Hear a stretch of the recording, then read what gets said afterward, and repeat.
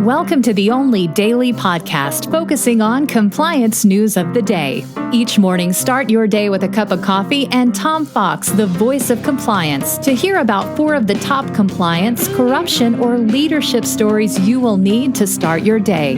The Daily Compliance News is a production of the Compliance Podcast Network. April 13, 2020, the Wordsworth edition. All today's stories come from the Financial Times. First up, what will the English do as the champagne of teas is lost due to lockdown or at least imperiled? Coronavirus lockdowns in India and Kenya are threatening the global tea supply, with traders racing to secure stocks. India, which is in the midst of a 3-week shutdown to stop the coronavirus, has stopped production in the top growing regions of Assam and Darjeeling have ground to a halt as the plucking season was due to begin. Darjeeling, one of the world's prized brews known as the champagne of teas, has already been lost. The leaves command a premium globally for their delicate flavor and, of course, are super prized by the English. So the English can soldier on through a lot, but going without tea may be pushing them over the edge.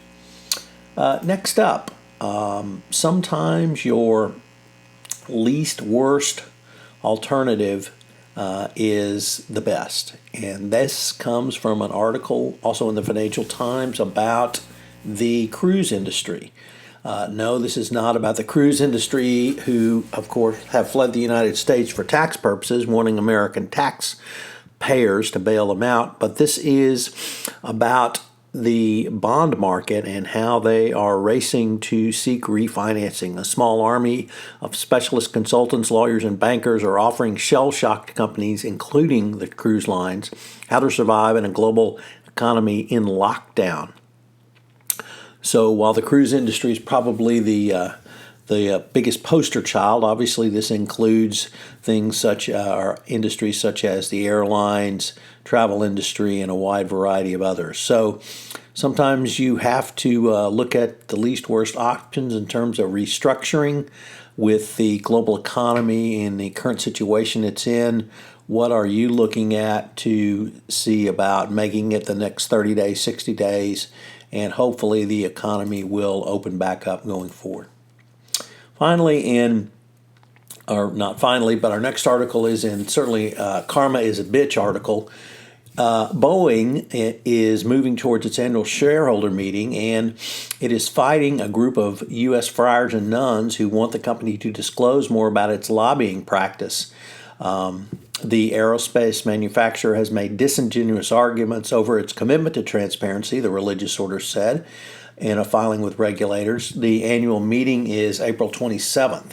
Boeing, of course, does not want any transparency and indeed does not want any oversight for any monies that it claims it needs. This is the company that claimed it needed $60 billion in bailout money, then turned around and said, if we have to have government ownership or indeed oversight, we don't want any. So from a company that is trying to hide what it's doing, it's not surprising, but here you have religious orders pushing this off.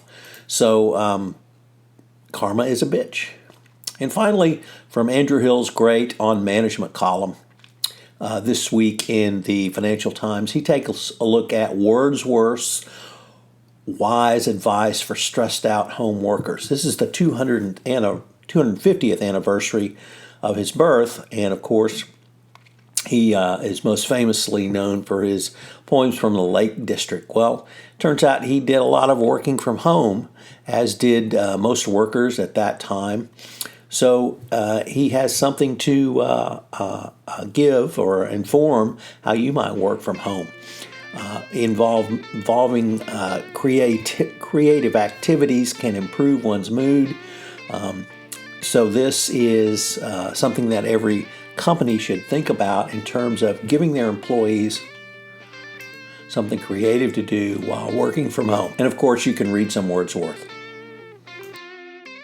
The Daily Compliance News is a production of the Compliance Podcast Network and a proud member of C-Suite Radio. I hope you'll join me again tomorrow.